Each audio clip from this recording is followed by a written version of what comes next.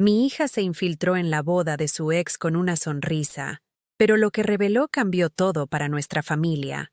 Nunca imaginé que ese día de mayo terminaría siendo el momento en que mi mundo se partió en dos. Hoy voy a contarte algo que nunca pensé que contaría.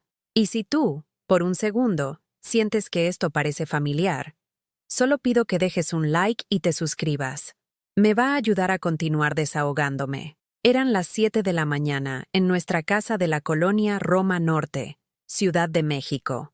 El olor a café de olla se mezclaba con el aroma de las tortillas recién hechas que acababa de bajar del comal. Mis manos, arrugadas por 62 años de lavar, cocinar y cuidar, temblaban ligeramente mientras servía los frijoles refritos en cada plato. El delantal azul que llevaba puesto tenía manchas de años de preparar desayunos que nadie agradecía, comidas que se enfriaban esperando a una familia que siempre tenía prisa para todo, menos para estar conmigo. Elena estaba sentada en la mesa de la cocina, con los ojos hinchados de haber llorado toda la noche. Sus 34 años parecían 60 en ese momento. Entre sus dedos temblorosos sostenía un sobre dorado que había llegado el día anterior por mensajería. La invitación de bodas más cruel que había visto en mi vida. Gabriel Méndez y Lidia Ramírez cordialmente te invitan a celebrar su unión matrimonial. Gabriel. Ese nombre que durante 13 años había sido prohibido mencionar en esta casa. El hombre que dejó a mi hija embarazada a los 21 años y desapareció como humo en el aire. El cobarde que nunca quiso conocer a su hijo Martín, que ahora tenía 12 años, y seguía preguntándome por qué su papá no venía a verlo en las obras de teatro del colegio. Y Lidia, ay Dios mío, Lidia, la que había dormido en esta misma casa cuando era niña, la que había comido en nuestra mesa durante años, la que Elena consideraba su hermana del alma. Ahora se iba a casar con el hombre que destruyó la vida de mi hija. ¿Tú? ¿Y qué vas a hacer ahí, Helena? ¿A pedirle limosna de amor al idiota que te dejó con una criatura y ni volvió a mirar atrás? Escupió Luis, mi hijo mayor, mientras masticaba su pan con jamón frente al televisor. A sus 40 años, vivía en mi casa, comía de mi comida, usaba mi luz, mi agua, mi gas, pero hablaba como si él fuera el dueño de todo. No levantó ni siquiera la vista del noticiero matutino cuando dijo esas palabras que se clavaron en el pecho de Elena como puñales. Yo había puesto la mesa para 5 personas. Elena, Martín, Luis, su esposa Carmen y yo, como todas las mañanas durante los últimos 10 años. Como todas las mañanas en las que nadie me decía, gracias, mamá, por levantarme a las 5:30 para que tuvieran todo listo.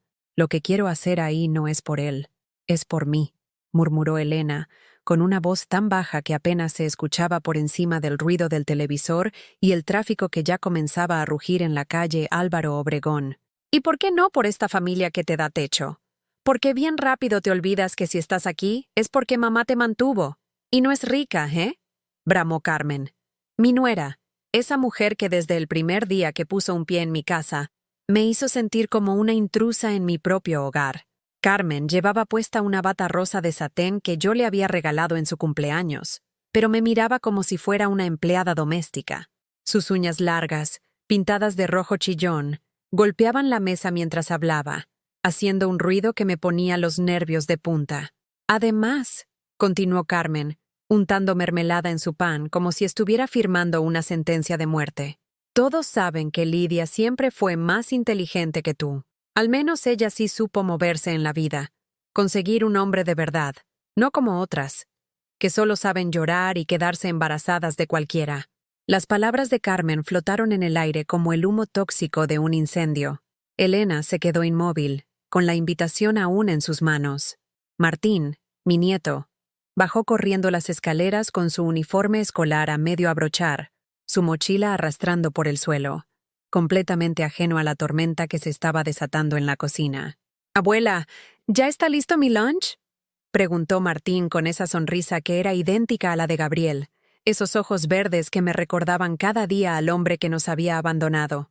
«Sí, mi amor, ya está en tu mochila», le respondí, acariciando su cabello negro que siempre se le paraba en remolinos imposibles de domar. Luis se levantó de la mesa sin recoger su plato, dejando migajas de pan regadas, y la taza de café a medio terminar. Era su rutina. Comer, ensuciarse y marcharse, esperando que yo limpiara todo detrás de él, como si fuera su sirvienta personal. Elena, mejor dedícate a buscar trabajo en lugar de estar pensando en venganzas. Que ya tienes 34 años y sigues viviendo como adolescente, dijo Luis mientras se ponía su camisa arrugada que yo había lavado y planchado la noche anterior. Yo no dije nada, porque ya nadie escucha lo que una madre vieja tiene que decir. Porque cuando tienes 62 años y tu casa se ha convertido en un hotel donde todos comen, duermen y maltratan sin pagar nada, tu opinión vale menos que el recibo de la luz. Pero adentro, algo me desgarraba. Veía a mi hija allí sentada, con esa invitación en las manos, y recordaba a la niña de 21 años que llegó a casa llorando, con la panza apenas asomándose, diciéndome que Gabriel se había ido a Guadalajara sin dejar ni una dirección. Recordaba las noches en que la escuchaba llorar en su cuarto, las mañanas en que vomitaba por el embarazo mientras yo le sostenía el cabello y le decía que todo iba a estar bien. Recordaba también cuando nació Martín, en el Hospital General, y ella preguntó si Gabriel había llamado. Nunca llamó, ni cuando Martín tuvo neumonía a los 3 años, ni cuando se graduó del kinder, ni cuando perdió su primer diente. Nunca. Y ahora, después de 13 años de silencio, llegaba esta invitación como una bofetada, como un recordatorio de que el mundo siguió girando para él, mientras nosotras nos quedamos atascadas en el pasado, cargando su ausencia como una cruz. Elena se levantó lentamente de la mesa. Sus movimientos eran los de alguien que había tomado una decisión. Se veía diferente, como si algo hubiera cambiado en sus ojos durante la noche. «Voy a ir a esa boda», dijo con una voz que no reconocí. Una voz firme, decidida, que no había escuchado desde antes de que Gabriel le rompiera el corazón. Pero no como víctima. Esta vez van a escuchar mi versión de la historia. El silencio que siguió fue ensordecedor. Hasta el ruido del tráfico de la calle pareció detenerse. Carmen soltó una carcajada tan falsa que me dolieron los oídos.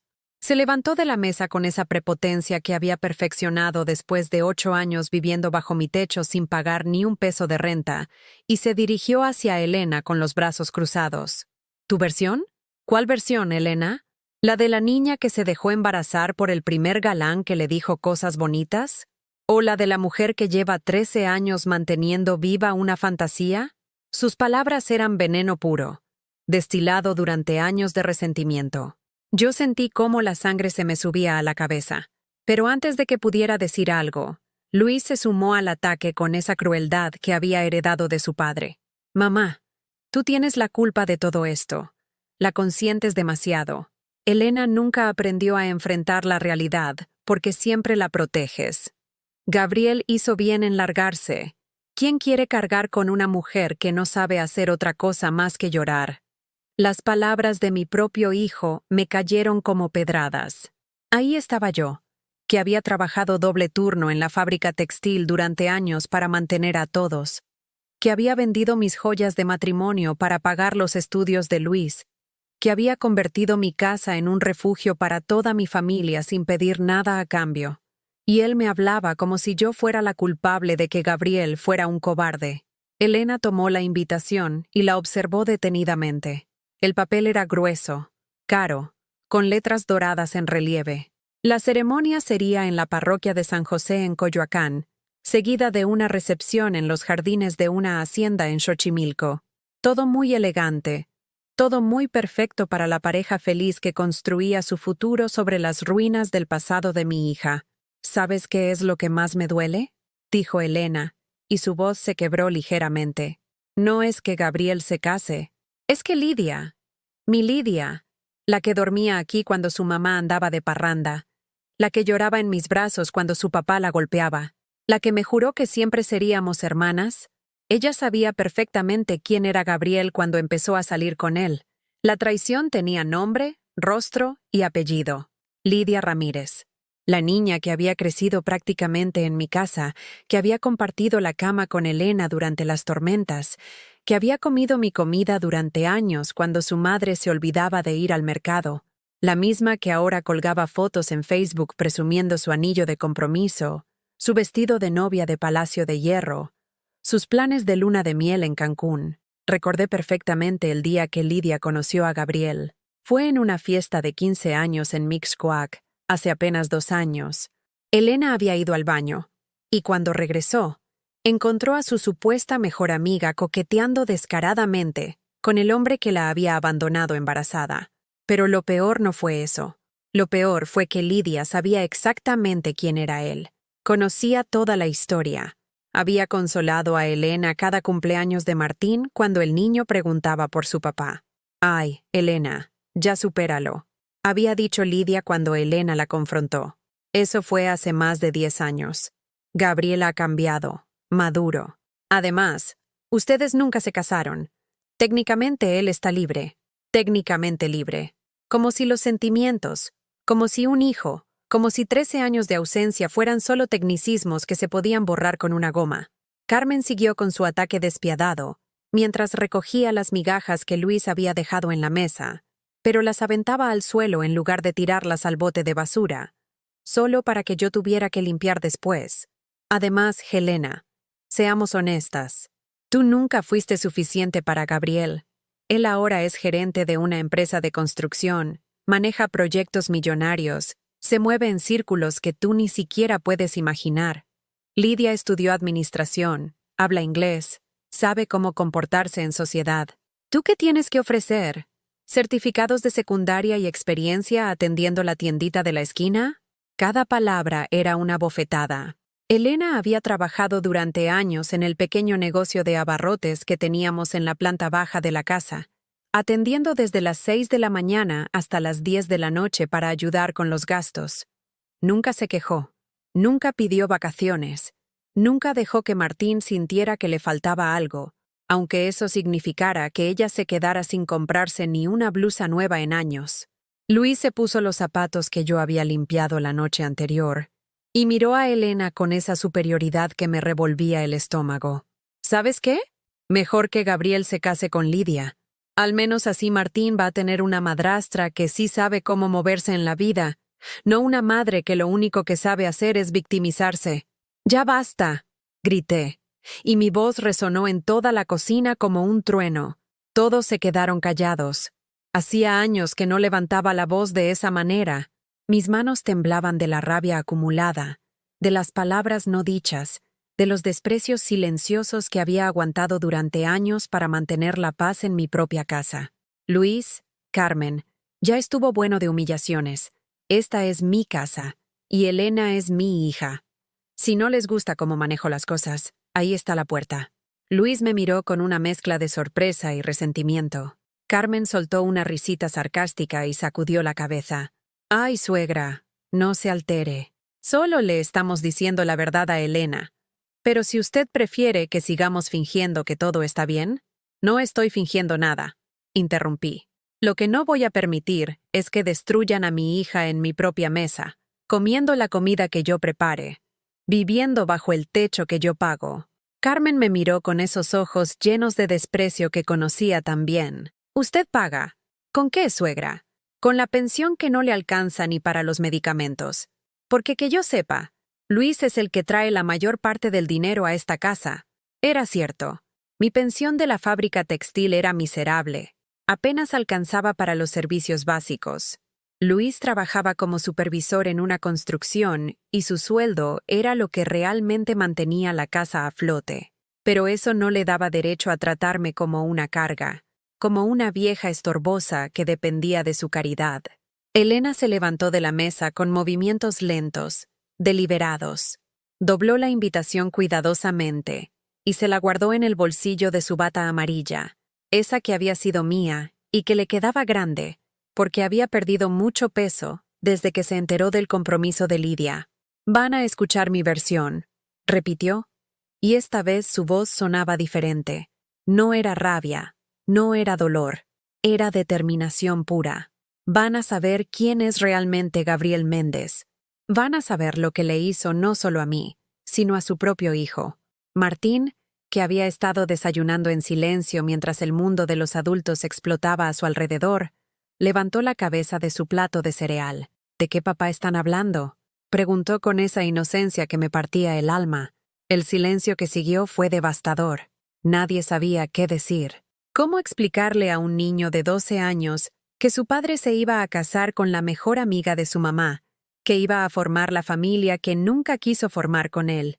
Elena se agachó hasta quedar a la altura de los ojos de Martín y le acarició la mejilla con una ternura que contrastaba brutalmente con la tormenta que acababa de vivir en esa cocina. «Mi amor, vete a la escuela. Luego hablamos». «¿Sí?» Martín asintió. Tomó su mochila y me dio un beso en la frente antes de salir corriendo hacia la parada del camión.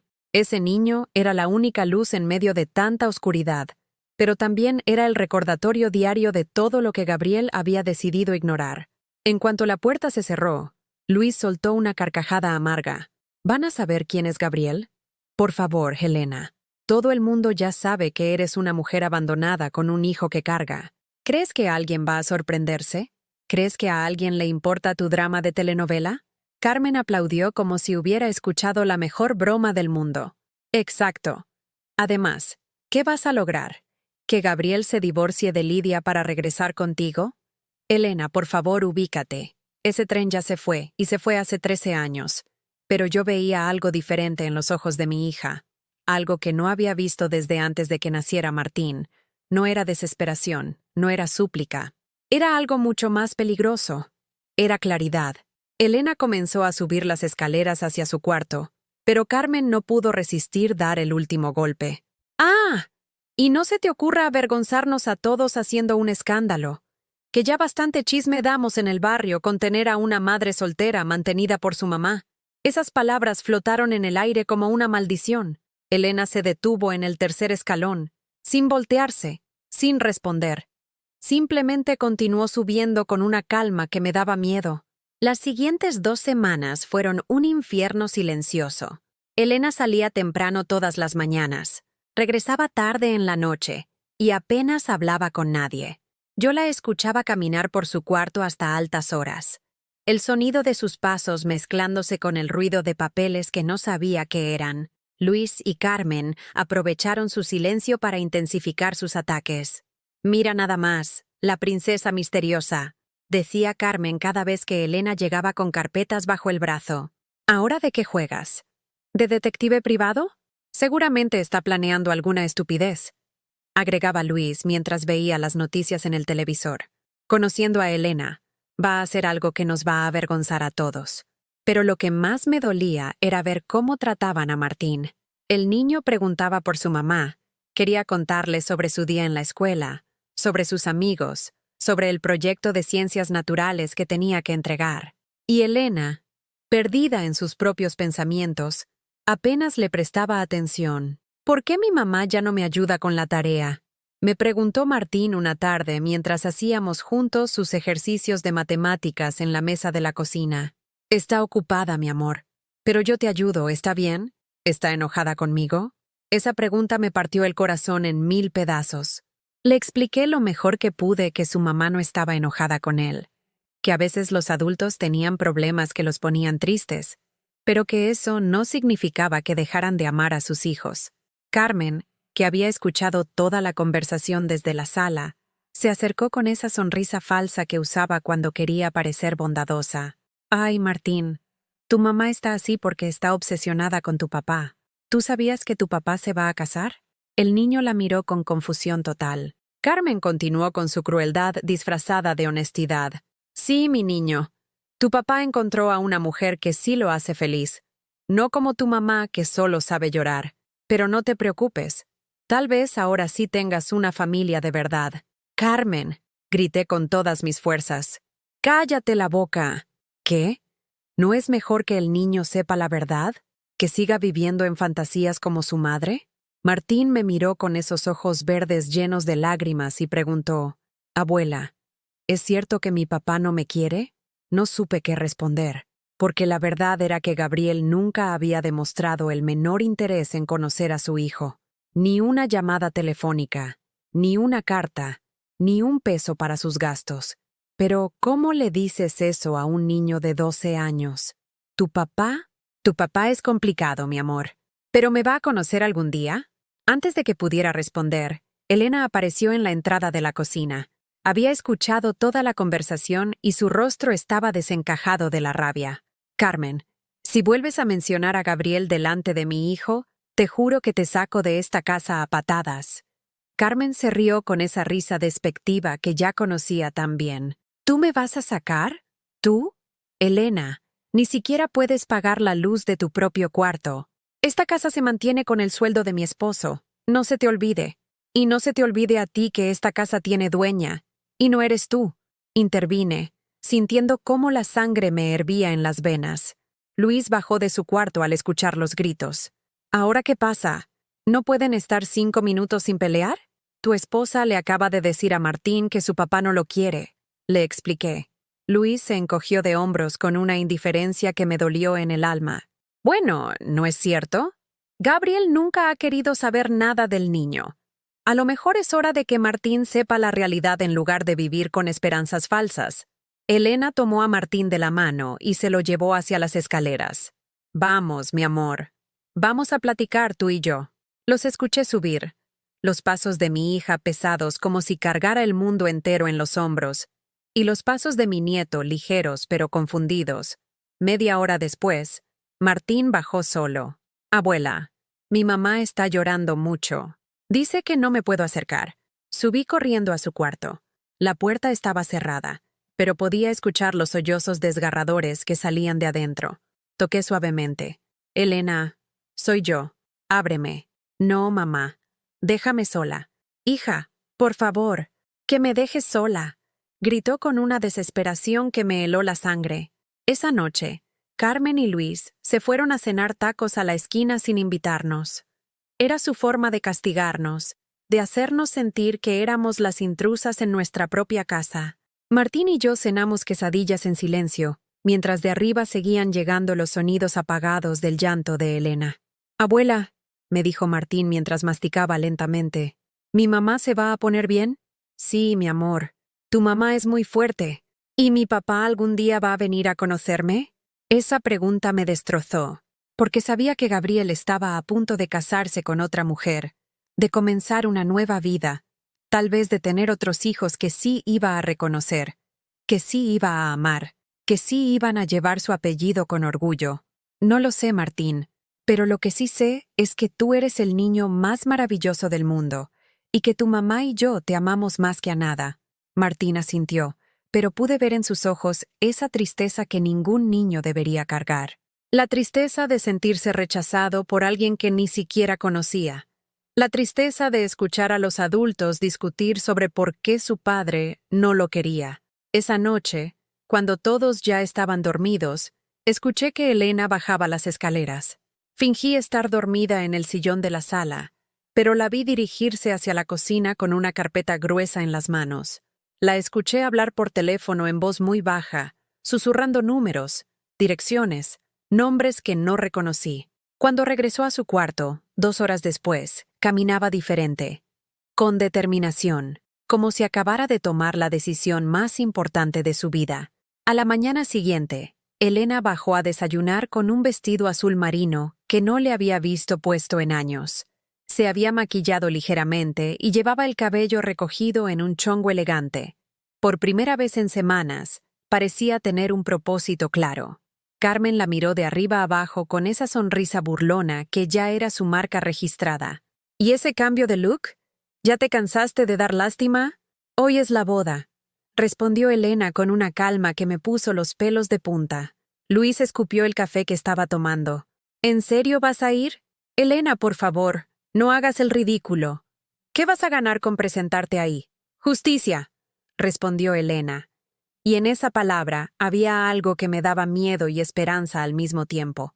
Carmen soltó una carcajada histórica. ¿Justicia? ¿Qué justicia, Elena? Gabriel no te debe nada. Tú te metiste con él por voluntad propia. Tú decidiste tener al niño. Tú decidiste no buscar otro hombre todos estos años. ¿Dónde está la injusticia? Elena tomó una taza de café y la sostuvo entre sus manos como si fuera lo único que la mantuviera en pie. La injusticia, Carmen, está en que un hombre puede abandonar a su hijo y 13 años después ser considerado un buen partido.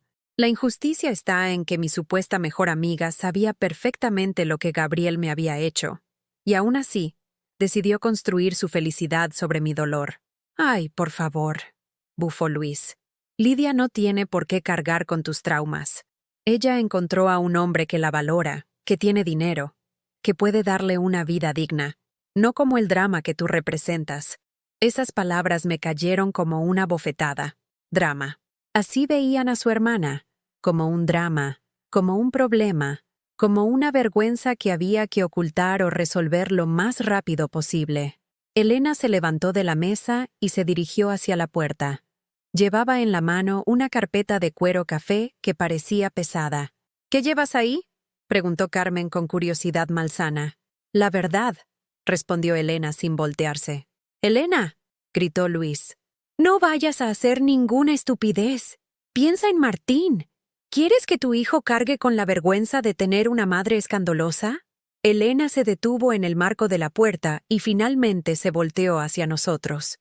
Sus ojos brillaban con una determinación que no había visto en años. Martín ya carga con la vergüenza de tener un padre cobarde.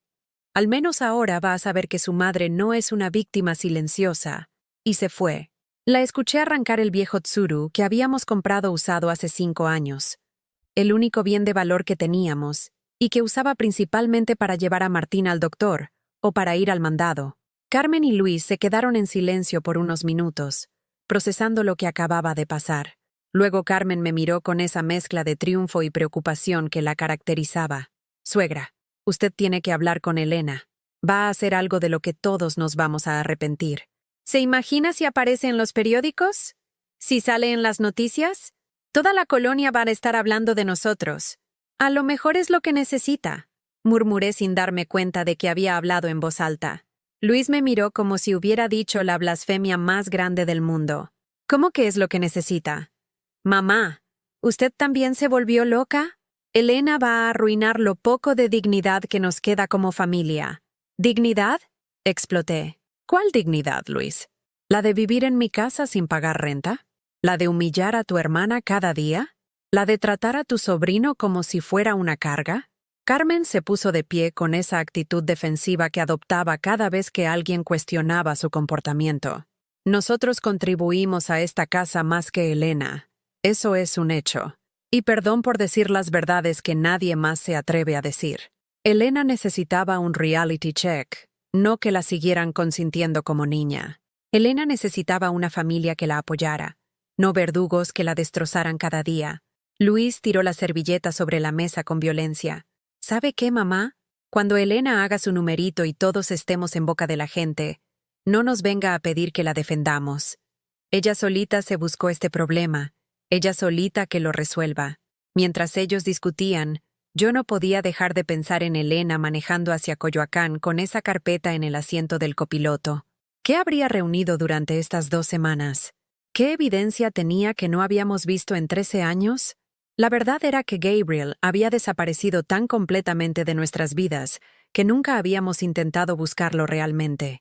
Elena había estado tan destrozada durante el embarazo, tan ocupada después con criar a Martín sola, que el rencor se había convertido en resignación. Nos habíamos acostumbrado a su ausencia como se acostumbra uno a una herida que duele, pero que ya es parte del cuerpo. Pero ahora, viendo la determinación en los ojos de mi hija esta mañana, me di cuenta de que tal vez la resignación había sido un error. Tal vez había llegado el momento de que Gabriel enfrentara las consecuencias de sus decisiones. A las 11 de la mañana, Martín regresó de la escuela porque era sábado, y solo había tenido clases de regularización. Llegó corriendo, buscando a su mamá como siempre. ¿Dónde está mi mamá? Luis y Carmen intercambiaron miradas cómplices. Tu mamá fue a hacer unas diligencias, le dije, tratando de sonar tranquila. ¿Qué diligencias? Carmen no pudo resistir la tentación de sembrar veneno en la mente del niño. Tu mamá fue a la boda de tu papá, Martín. Fue a pedirle que regrese con ustedes. El rostro de Martín se iluminó con una esperanza que me partió el corazón. ¿En serio? ¿Mi papá va a venir a vivir con nosotros? No digas tonterías, Carmen, la regañé. No llenes al niño de falsas esperanzas. ¿Por qué falsas?, insistió Carmen con maldad. Si tu mamá logra convencer a tu papá de que los quiere, tal vez sí forme una familia contigo. Luis se sumó al juego cruel. Aunque claro, tu papá ahora tiene una esposa nueva. A lo mejor prefiere tener hijos nuevos en lugar de hacerse cargo de los viejos. ¡Basta!, grité con todas mis fuerzas. Dejen de lastimar al niño. Pero el daño ya estaba hecho. Martín me miró con esos ojos verdes llenos de confusión y dolor. Abuela, ¿mi papá va a querer conocerme o no? No supe qué responder, porque la verdad era que no tenía idea de lo que Elena estaba planeando, ni de lo que Gabriel podía responder, ni de cómo iba a terminar todo esto. Lo único que sabía era que mi hija había salido de esta casa con una determinación que no le había visto jamás, y que algo me decía que nada iba a volver a ser igual después de hoy. Las horas pasaron con una lentitud desesperante. Carmen prendió la televisión y se puso a ver una telenovela, fingiendo desinterés, pero revisando el teléfono cada 5 minutos como si esperara que llegaran noticias del escándalo que estaba segura Elena iba a provocar. Luis salió supuestamente a comprar cigarros, pero sospechaba que en realidad había ido a contarles a los vecinos lo que estaba pasando, para adelantarse a cualquier chisme que pudiera surgir. Martín se sentó en el sillón conmigo y me preguntó por 10ª vez en el día: «Abuela, ¿cuándo va a regresar mi mamá?» «Pronto, mi amor, pronto». Pero yo también estaba nerviosa, porque conocía a mi hija y sabía que cuando tomaba una decisión, la llevaba hasta las últimas consecuencias, sin importar el costo. A las 3 de la tarde, el teléfono sonó como un grito desesperado que atravesó toda la casa. Carmen corrió a contestar con esa ansiedad morbosa de quien espera malas noticias para poder decir: «Yo lo sabía». «Bueno», respondió con voz fingidamente preocupada. Del otro lado de la línea escuché la voz histérica de Lidia, tan alta que no necesité acercarme para escuchar cada palabra que salía de su boca como balas disparadas al aire. «¡Carmen! ¡Carmen! ¡Tu cuñada está loca! ¡Completamente loca! ¡Vino a mi boda! ¡Arruinó todo! ¡Todo!». Carmen me miró con una mezcla de horror y satisfacción perversa. Luis salió corriendo de la sala al escuchar los gritos que salían del auricular. «¿Qué pasó, Lidia? Cálmate. Cuéntanos todo». «Elena se apareció en la iglesia». Llegó cuando el padre estaba preguntando si alguien tenía algún impedimento para este matrimonio. Se paró en medio de toda la ceremonia y gritó que sí tenía algo que decir. El estómago se me contrajo como si alguien me hubiera dado un puñetazo. Martín, que estaba jugando con sus carritos en el suelo, levantó la cabeza al escuchar el nombre de su mamá. «Y no nada más eso», continuó Lidia con la voz quebrada por el llanto. «Traía una carpeta llena de papeles, fotos, documentos. Le dijo a toda la iglesia que Gabriel tiene un hijo que nunca ha reconocido». Carmen puso el teléfono en altavoz sin preguntarme, con esa curiosidad sádica que la caracterizaba cuando se trataba del sufrimiento ajeno. «¿Y qué dijo Gabriel?», preguntó Luis, acercándose al teléfono como una mosca atraída por la carroña. «Gabriel se quedó mudo, completamente mudo. Elena le puso enfrente de todos los invitados una foto de Martín, y el niño es idéntico a él. Idéntico. No se puede negar». Martín dejó caer sus carritos y me miró con esos ojos verdes que ahora entendía por qué me dolían tanto cada vez que los veía. Eran los ojos de Gabriel. Iguales. Exactos. Como si fueran copias impresas del mismo molde. «Pero eso no es lo peor», continuó Lidia sollozando. «Elena tenía pruebas de ADN. Pruebas de ADN, Carmen. Le dijo a toda la iglesia que Gabriel está registrado como el padre biológico de Martín desde hace 2 años. «¿Cómo que desde hace 2 años?», preguntó Carmen, y por primera vez en mucho tiempo parecía genuinamente sorprendida. «Elena hizo la prueba de paternidad sin que Gabriel supiera. Consiguió muestras de su cabello de la peluquería donde se corta el pelo, y los resultados confirman que Martín es su hijo con un 99,7% de certeza». Luis se sentó pesadamente en el sillón, como si acabara de recibir una noticia devastadora. «Pero eso es lo que Elena debió haber hecho hace 13 años», gritó Lidia. «Pero no ahora, no en mi boda, no delante de mi familia, de mis amigos, de mis jefes de trabajo». Yo me quedé paralizada. ¿Elena había hecho una prueba de paternidad sin decirme? Durante estas 2 semanas misteriosas, había estado recolectando evidencia científica de algo que todos sabíamos, pero que nunca habíamos podido probar. ¿Y qué más pasó?, preguntó Carmen, con esa ansiedad de quien necesita conocer cada detalle del drama ajeno. Los padres de Gabriel se pusieron furiosos. Su mamá empezó a gritarle que por qué nunca les había dicho que tenía un nieto. Su papá le preguntó si había otros hijos regados por ahí que tampoco conocían. Martín se acercó a mí y me jaló la falda. «Abuela, ¿están hablando de mí?» «No, mi amor. Ve a jugar a tu cuarto». «Y toda la iglesia se volvió un caos», continuó Lidia. La familia de Gabriel empezó a cuestionar si conocían realmente al hombre con quien me iba a casar. Mis papás me dijeron que cómo era posible que yo no supiera nada de esto. «Pero tú sí sabías», murmuré sin darme cuenta de que había hablado. «¿Qué dijiste?», preguntó Lidia, y por primera vez en la conversación, su voz se dirigía directamente a mí. «Que tú sí sabías», repetí más fuerte. «Tú conocías perfectamente la historia de Elena. Tú sabías que Gabriel la había abandonado embarazada». El silencio del otro lado del teléfono fue ensordecedor. Luis y Carmen me miraron como si hubiera traicionado algún pacto secreto de no confrontar a Lidia. Yo pensé que Elena había exagerado», balbuceó Lidia. «Gabriel me dijo que habían tenido una relación muy corta, que nunca estuvieron seguros de quién era el padre». «Mentira», exploté. «Gabriel vivió con Elena durante 8 meses. Conocía perfectamente las fechas del embarazo. Tú lo sabías porque Elena te contó todo cuando el niño nació». «Señora, usted no entiende», dijo Lidia, y ahora su voz sonaba defensiva.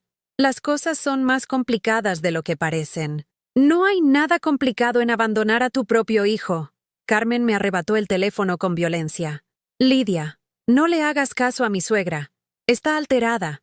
Cuéntanos qué más pasó». «La boda se canceló. El padre nos dijo que necesitaba tiempo para reflexionar sobre lo que había escuchado antes de proceder con la ceremonia. Gabriel salió de la iglesia sin decir una palabra. Sus papás se fueron detrás de él, y yo me quedé ahí, en el altar, vestida de novia, con 200 invitados mirándome con lástima. Por primera vez en años, sentí algo parecido a la satisfacción. No era alegría, porque sabía que el dolor de Lidia era real, pero tampoco podía evitar pensar que tal vez, por fin, alguien más estaba pagando un precio por las decisiones de Gabriel. «¿Y Elena qué hizo después?», preguntó Luis. Se fue como si nada, como si no hubiera acabado de destruir la vida de 3 familias, como si fuera la heroína de su propia película». «¿3 familias?», preguntó Carmen. «La mía, la de Gabriel y la de ustedes, porque ahora todo el mundo va a estar hablando de esto. Va a salir en el periódico, va a aparecer en las redes sociales. Todo el mundo va a saber que los Ramírez tenemos escándalos familiares». Luis se pasó las manos por la cara como si tratara de despertar de una pesadilla. ¿Había periodistas en la boda? No, pero había como 50 personas grabando con sus teléfonos. Ya vi que algunos videos están subiendo a Facebook. Mi boda arruinada va a ser el chisme de toda la ciudad. Martín bajó de su cuarto con una expresión de confusión total. «Abuela, ¿por qué todos están gritando? ¿Mi mamá está bien?». Carmen le hizo señas para que se callara, pero Lidia había escuchado la voz del niño. «¿Ese es Martín? ¿Está ahí el niño?». «Sí», respondí sin consultarle a nadie. «Quiero hablar con él». «No», gritó Luis. «Lidia, estás alterada. No es el momento. Quiero hablar con el niño que arruinó mi boda». Esas palabras me hirvieron la sangre. Tomé el teléfono de las manos de Carmen con una fuerza que no sabía que tenía. «Lidia, este niño no arruinó nada. El que arruinó todo fue Gabriel cuando decidió ser un cobarde. Y tú cuando decidiste construir tu felicidad sobre el dolor de mi hija. Usted no sabe nada. No sabe lo que Gabriel y yo hemos construido juntos». ¿Construido sobre qué? ¿Sobre mentiras? ¿Sobre negar la existencia de su propio hijo? Gabriel me ama a mí, no a Elena. Elena es parte del pasado. Martín no es el pasado, Lidia. Martín es el presente. Y es el futuro. Y tiene derecho a conocer a su padre. Del otro lado del teléfono escuché un sollozo desgarrador, seguido de la línea cortándose abruptamente. Carmen, Luis y yo nos quedamos en silencio, procesando todo lo que acabábamos de escuchar. Martín nos miraba a los tres sin entender nada, pero sabiendo instintivamente que algo muy importante acababa de cambiar en su vida. Media hora después de que Lidia colgara, Elena llegó a casa. La escuchamos estacionar el Tsuru afuera, y luego sus pasos subiendo las escaleras del porche. Cuando abrió la puerta, todos estábamos sentados en la sala como si fuéramos un tribunal, esperando a juzgar al acusado. Elena entró con la cabeza en alto, el vestido azul impecable, el maquillaje intacto. No parecía una mujer que acababa de causar el escándalo del año. Parecía una mujer que había cumplido una misión. Luis fue el primero en atacar. ¿Estás loca? ¿Completamente loca? Elena, acabas de arruinar nuestro apellido. Todo el mundo va a estar hablando de nosotros. Van a decir que somos una familia de escandalosos. Carmen se levantó del sillón como un resorte. ¡Ya vio las redes sociales! ¡Ya hay videos de usted en Facebook! Video donde se ve claramente que es una mujer histérica haciendo berrinches en una iglesia. Elena los miró con una tranquilidad que me daba escalofríos. Dejó su bolsa en la mesa del comedor y se quitó los zapatos como si acabara de regresar de una tarde de compras. ¿Eso es todo lo que tienen que decirme?, preguntó con una voz extrañamente serena. ¿Eso es todo?, gritó Luis. Elena, arruinaste una boda. ¡Una boda! Con toda la familia de Gabriel, con los amigos de Lidia, con gente importante. ¿Tienes idea de las demandas que te pueden poner? No pueden demandarme por decir la verdad. Pueden demandarte por alteración del orden público, por difamación, por daño moral. Carmen se acercó a Elena con esa agresividad que usaba cuando se sentía amenazada. Usted no pensó en las consecuencias, no pensó en nosotros, no pensó en Martín. Al escuchar su nombre, Martín se acercó tímidamente a su mamá. Mamá, ¿es cierto que fuiste a ver a mi papá?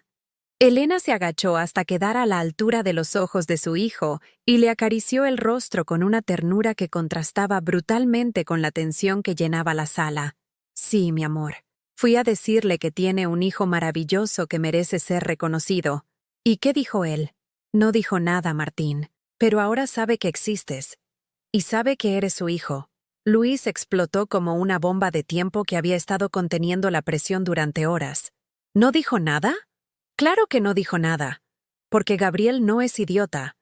Sabe que reconocer al niño después de 13 años le va a costar una fortuna en pensión alimenticia. Lo único que lograste fue asustarlo para que se esconda aún más. Elena se levantó lentamente y miró a su hermano con una frialdad que nunca le había visto. ¿Sabes qué, Luis? Durante 13 años me dijiste que me olvidara de Gabriel, que siguiera adelante, que no viviera en el pasado. Pero nunca me dijiste cómo explicarle a mi hijo por qué su padre no quería conocerlo. Porque era obvio, Gabriel no quería ser padre. Punto. No todos los hombres quieren ser papás. Entonces que se haga la vasectomía. Pero si vas a tener relaciones sexuales, asumes las consecuencias. Carmen se rió con esa risa falsa y cruel que ya me tenía harta. ¿Asumir las consecuencias? Elena, usted fue quien decidió no abortar. Usted fue quien decidió tener al niño. Gabriel nunca le pidió que fuera madre soltera. Gabriel me pidió que fuera la madre de su hijo cuando me decía que me amaba, cuando me prometía que íbamos a formar una familia, cuando me compraba ropa de bebé y me acompañaba a las citas médicas. ¿Y dónde están las pruebas de eso?, preguntó Luis con sarcasmo. ¿Dónde están las fotos de Gabriel comprando ropa de bebé? ¿Dónde están los testigos de esas promesas? Elena sonrió por primera vez desde que había llegado. Fue una sonrisa pequeña, pero tenía algo de triunfo que me erizó la piel. En la carpeta que llevé a la boda. Se dirigió hacia la cocina y regresó con la misma carpeta de cuero café que había visto salir con ella en la mañana. La abrió sobre la mesa del comedor como si fuera a realizar una presentación de negocios. «¡Fotos!», dijo y comenzó a sacar fotografías una por una. Gabriel conmigo en el hospital cuando me hicieron el ultrasonido de los 5 meses. Gabriel armando la cuna en mi cuarto. Gabriel cargando las bolsas del baby shower que me organizó mi jefa en el trabajo. Carmen y Luis se acercaron a ver las fotos con la curiosidad morbosa de quien no puede creer lo que está viendo. Cartas, continuó Elena. sacando un paquete de sobres amarillentos. 23 cartas que Gabriel me escribió durante el embarazo. En todas me dice que está emocionado por conocer a nuestro bebé, que va a ser el mejor papá del mundo, que ya tiene planes para enseñarle a jugar fútbol. Las manos de Luis temblaron cuando tomó una de las cartas. ¿Y esto? Elena sacó un papel doblado que parecía oficial. El comprobante de que Gabriel pagó la mitad de los gastos médicos del parto. Firmó un pagaré en el hospital comprometiéndose a pagar la otra mitad cuando naciera el bebé. ¿Gabriel firmó un pagaré? Pregunté, acercándome a ver el documento. Firmó. Y nunca pagó. El hospital me estuvo cobrando esa deuda durante 2 años hasta que la perdone por completa. Carmen palideció como si hubiera visto un fantasma. ¿Por qué nunca nos enseñaste estas cosas? Porque me dijeron que vivía en el pasado, que tenía que superarlo, que Gabriel no valía la pena. Porque cada vez que mencionaba su nombre, Luis me decía que era una histérica obsesionada. Luis dejó caer la carta que estaba leyendo como si le quemara los dedos. Elena, esto cambia las cosas. ¿Ah, sí? ¿Ahora cambia las cosas? ¿Cuando durante años me dijeron que era una loca que inventaba historias? Nosotros no sabíamos, murmuró Carmen. Claro que sabían, exploté yo, sintiendo cómo toda la rabia acumulada durante años finalmente encontraba una salida. Sabían perfectamente que Gabriel había prometido hacerse responsable, pero era más fácil culpar a Elena que admitir que un hombre las había engañado a las dos. ¿A las dos? Preguntó Elena, mirándome con confusión. A ti y a Lidia. Porque Gabriel le mintió a Lidia también. Le dijo que nunca habían sido una pareja seria, que el embarazo había sido un accidente de una noche. Lidia se tragó esas mentiras porque quería creerlas. Elena regresó a la carpeta y sacó más documentos.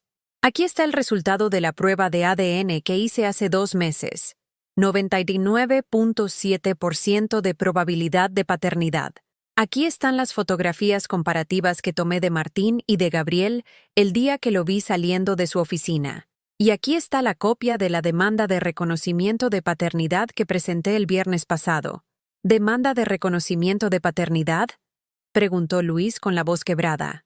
Gabriel tiene 30 días para responder. Si no lo hace, automáticamente acepta la paternidad. Si la contesta negando ser el padre, tendrá que someterse a una prueba de ADN oficial. De cualquier manera, va a tener que reconocer a Martín. Carmen se sentó pesadamente en el sillón como si las piernas no la sostuvieran. Elena, ¿se da cuenta de lo que acaba de hacer? Me doy cuenta perfectamente. Acabo de hacer lo que debí haber hecho hace 13 años. Obligar a Gabriel a enfrentar sus responsabilidades como padre. Pero ahora Gabriel va a estar furioso, va a pelear la demanda, va a contratar abogados, va a hacer su vida imposible. Elena cerró la carpeta con un sonido seco que resonó en toda la sala. Carmen, Gabriel ya me hizo la vida imposible durante 13 años. La diferencia es que ahora yo también voy a hacer la suya imposible. Martín, que había estado escuchando toda la conversación sin entender completamente lo que estaba pasando, se acercó a su mamá y le tomó la mano.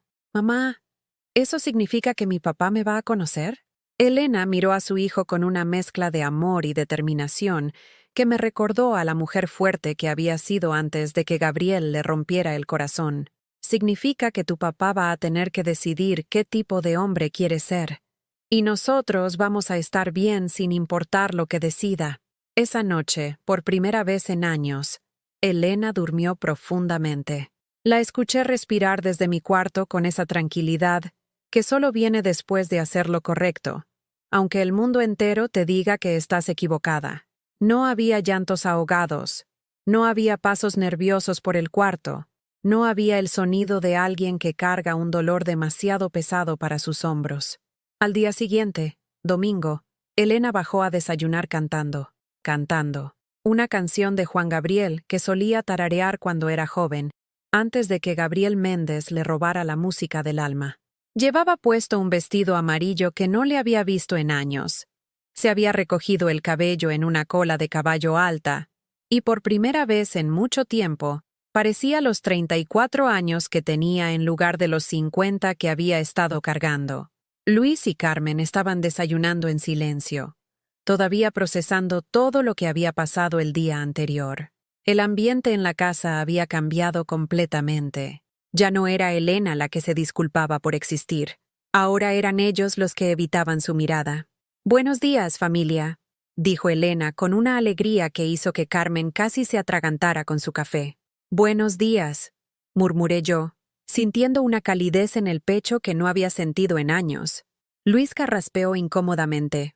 «Elena, sobre lo de ayer, tal vez fuimos muy duros contigo. ¿Tal vez?» Elena se sirvió café en una taza que había estado guardada en la alacena durante meses, una de las bonitas que solo usábamos en ocasiones especiales. «Luis, me dijiste que era una histérica obsesionada durante 13 años». Carmen intentó suavizar la situación con esa falsa dulzura que usaba cuando se daba cuenta de que había metido la pata. «Es que no sabíamos toda la historia, Elena. Si hubiéramos visto esas fotos, esas cartas, las vieron 1000 veces. Cada vez que se las enseñé, me dijeron que era una tonta aferrada al pasado. Pero es que, Carmen», Elena la interrumpió con una firmeza que me llenó de orgullo. «No tienes que explicar nada. Ya entendí perfectamente cómo funciona esta familia. Cuando necesito apoyo, no está. Cuando tengo razón, no me escuchan. Cuando demuestro que ustedes estaban equivocados, entonces quieren pedir disculpas». Martín bajó corriendo las escaleras con su pijama de Spider-Man. Se dirigió directamente hacia su mamá y la abrazó con esa fuerza que solo los niños saben dar. «Mamá, ¿es cierto que mi papá me va a conocer?» Elena lo cargó y lo sentó en sus piernas como cuando era más pequeño. «Mi amor, tu papá va a tener que tomar una decisión muy importante, pero sin importar lo que decida, tú y yo vamos a estar perfectamente bien. ¿Me prometes que no te vas a poner triste otra vez? Te prometo que nunca más me vas a ver llorar por tu papá». Y en ese momento, viendo a mi hija abrazar a su hijo con esa seguridad renovada, supe que algo fundamental había cambiado en Elena. No era solo que hubiera confrontado a Gabriel, era que había recuperado algo que creí que había perdido para siempre: su dignidad. El lunes por la mañana, Elena hizo algo que no hacía desde que Martín era bebé. Se arregló para salir. Se puso una blusa blanca, una falda negra, zapatos de tacón que había tenido guardados durante años, y se maquilló como si fuera a una cita importante. «¿A dónde vas?», preguntó Carmen con esa curiosidad que ya no tenía el tono de burla de antes. «A buscar trabajo». «¿Trabajo? Pero si tienes la tiendita me da para sobrevivir, no para vivir. Martín merece algo mejor». Luis la miró por encima del periódico que estaba leyendo. «Elena, encontrar trabajo a los 34 años no es fácil, especialmente sin carrera universitaria. Tienes razón, por eso voy a estudiar también». Carmen casi se atraganta con el pan que estaba masticando. «¿Estudiar qué?» «Derecho. Quiero ser abogada especialista en derecho familiar. Quiero ayudar a otras mujeres que están pasando por lo mismo que yo pasé». La determinación en la voz de Elena era algo que no había escuchado jamás. No era un sueño romántico, no era una idea impulsiva. Era un plan concreto, pensado, decidido. «¿Y con qué dinero piensas estudiar?», preguntó Luis con ese escepticismo que había usado siempre para aplastar los sueños de todos en la casa. «Con el dinero de la pensión alimenticia que Gabriel va a tener que pagar durante los últimos 13 años». «¿Los últimos 13 años?», pregunté. La ley establece que cuando se reconoce la paternidad de un menor, el padre debe pagar la pensión retroactiva desde el nacimiento. «Gabriel me debe 13 años de manutención, más intereses». Carmen palideció como si hubiera visto una aparición. «¿Cuánto dinero es eso?». «Según mis cálculos, considerando el salario que Gabriel tiene ahora como gerente, más o menos 800,000 pesos». El silencio que siguió fue ensordecedor. Luis dejó caer el periódico y Carmen se quedó con la boca abierta como si estuviera tratando de procesar una ecuación matemática imposible. 800,000 pesos, repetí, sintiendo como si acabara de ganar la lotería. 800,000 pesos que nunca quisimos exigir, porque ustedes me convencieron de que era mejor dejar las cosas así. 800,000 pesos que Martín se merecía para su educación, para su futuro, para las cosas que nunca pudo tener porque su mamá era una histérica que vivía en el pasado. Elena tomó su bolsa y se dirigió hacia la puerta. «Voy a buscar trabajo en un despacho de abogados». Aunque sea de secretaria, de asistente, de lo que sea. Quiero aprender cómo funciona realmente la justicia. Elena, espera, la detuve. ¿Esto significa que las cosas van a cambiar mucho por aquí? Mi hija se volteó hacia mí con una sonrisa que no había visto en años. Una sonrisa genuina, llena de esperanza y determinación. Mamá, las cosas ya cambiaron. Ayer, cuando me paré en esa iglesia y dije la verdad delante de 200 personas, todo cambió. Ya no soy la víctima silenciosa. Ya no soy la mujer que acepta migajas de respeto en su propia casa. Carmen intentó decir algo, pero Elena levantó la mano para silenciarla. Y ustedes también van a cambiar, porque ya no van a tener a Elena como el chivo expiatorio de todos los problemas de esta familia. Ya no van a poder tratarme como si fuera una carga que tienen que soportar por caridad. Elena, nosotros nunca, empezó Luis. Luis, me dijiste hace una semana que Gabriel hizo bien en largarse porque ¿quién quiere cargar con una mujer que no sabe hacer otra cosa más que llorar? Carmen me dijo ayer que era una histérica haciendo berrinches. Pero resulta que la histérica tenía razón, y ustedes estaban equivocados.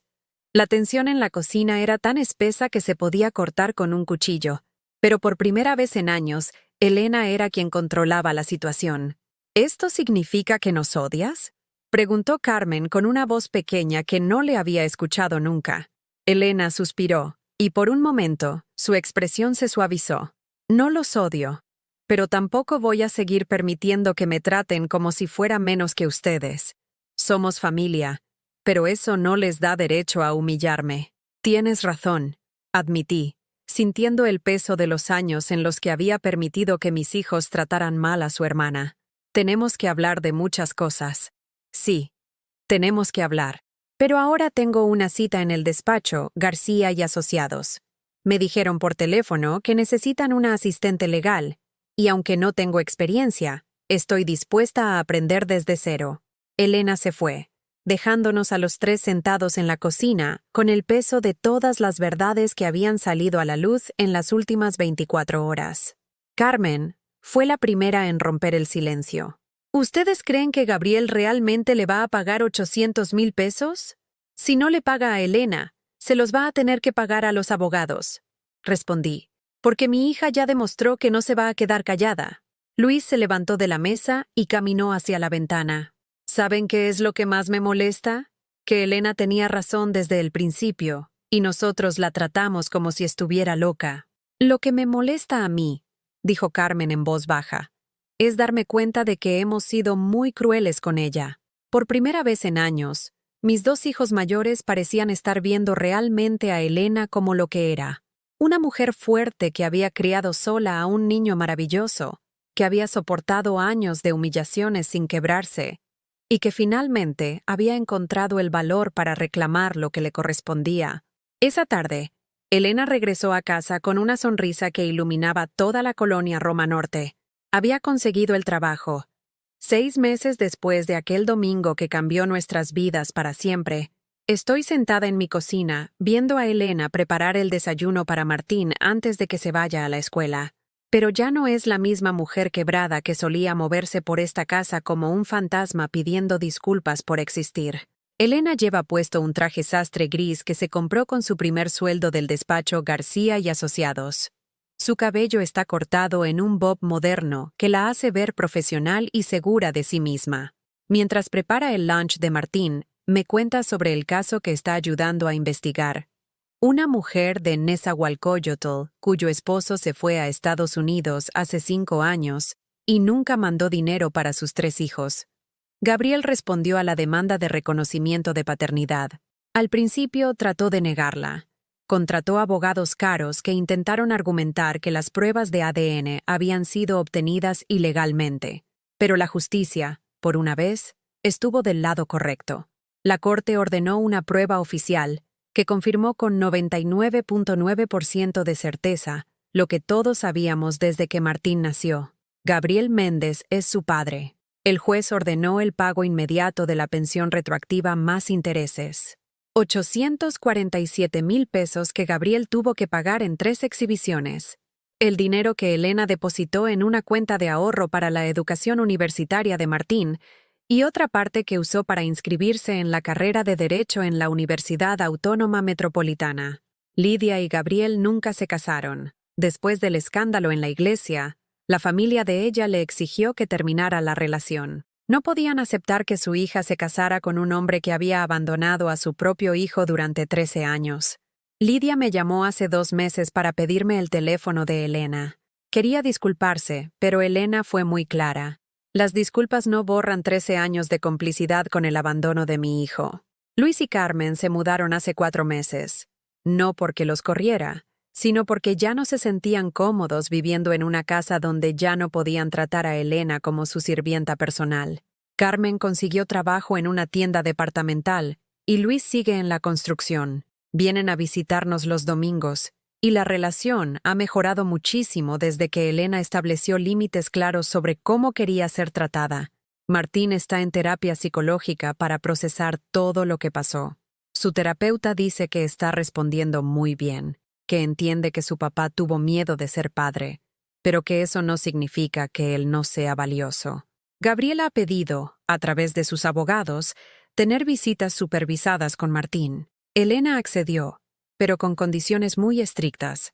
Las visitas son 1 hora cada 15 días, en un centro especializado, y si Gabriel falta a 2 citas consecutivas, pierde el derecho a verlo. Abuela, ¿ya viste que mi mamá sale en el periódico? Me pregunta Martín mientras desayuna sus chilaquiles, mostrándome su tablet donde aparece una fotografía de Elena en la sección de Sociedad del periódico Reforma. Es cierto. Elena fue invitada como ponente a un Congreso Nacional sobre Derechos de la Mujer y Protección de la Infancia. Su caso se volvió emblemático. La mujer que se plantó en una boda para reclamar los derechos de su hijo. Su historia inspiró a decenas de mujeres a buscar justicia legal contra los padres que habían abandonado a sus hijos. ¿Estás orgullosa de tu mamá? Le pregunto a Martín. Súper orgullosa. Ya no llora por las noches. Ya no está triste. Y ahora ayuda a otras mamás que también tienen hijos sin papá. Elena se acerca y le da un beso en la frente a Martín antes de que se vaya a la escuela. ¿Tienes tarea para hoy? Sí, tengo que escribir una composición sobre mi héroe favorito. ¿Y sobre quién vas a escribir? Sobre ti, mami, porque fuiste muy valiente cuando le dijiste a todo el mundo que mi papá me tenía que reconocer. Elena se queda inmóvil por un momento, y veo cómo sus ojos se llenan de lágrimas.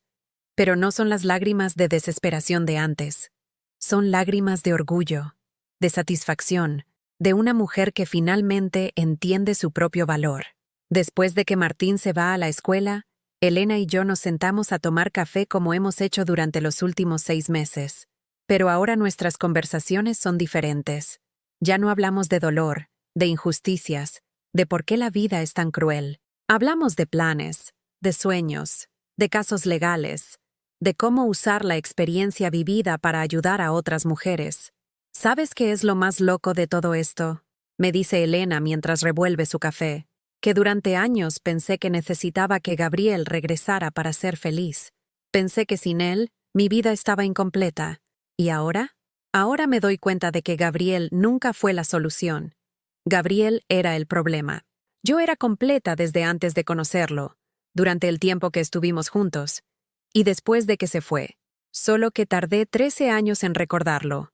Me cuenta sobre la mujer que asesoró la semana pasada, una chica de 23 años de Iztapalapa, cuyo novio la dejó embarazada y desapareció cuando ella le dijo que no quería abortar. Elena la acompañó al Ministerio Público para levantar la demanda de reconocimiento de paternidad y pensión alimenticia.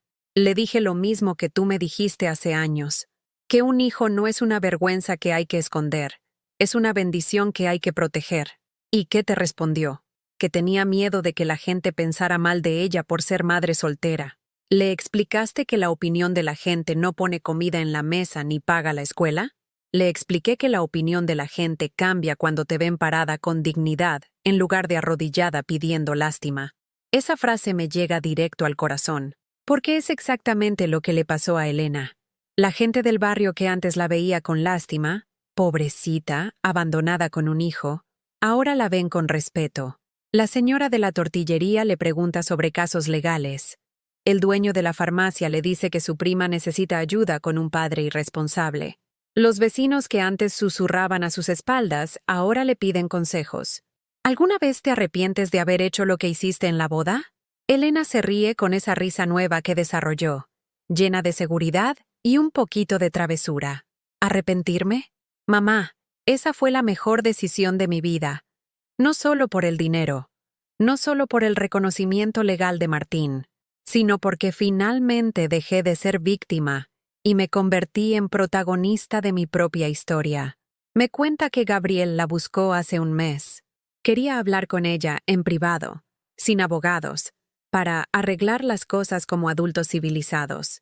Elena accedió a verlo en un café de la Condesa, pero llevó a su jefe del despacho como testigo. ¿Qué te dijo?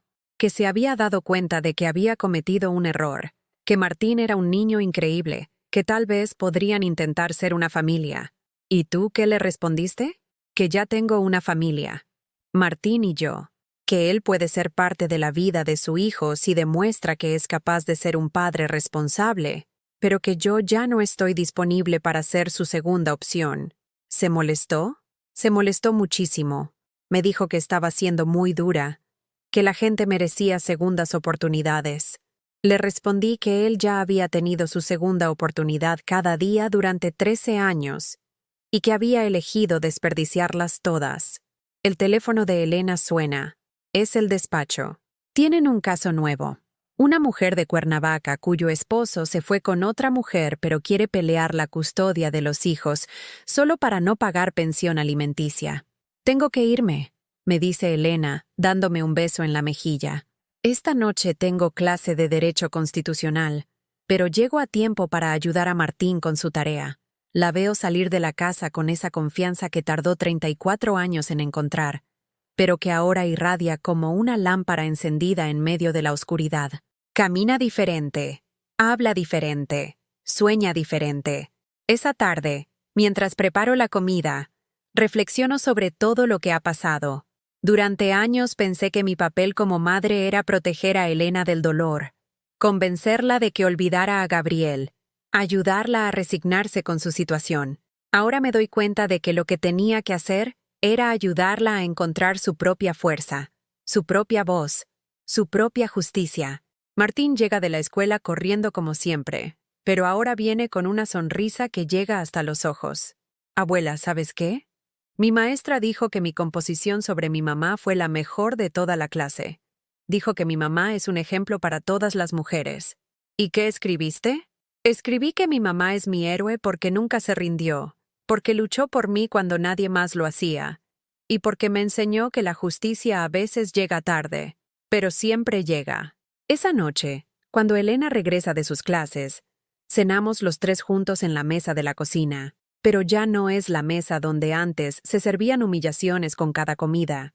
Ahora es la mesa donde se planean futuros, donde se celebran triunfos pequeños, donde se construye día a día una familia que se basa en el respeto mutuo en lugar del sacrificio silencioso.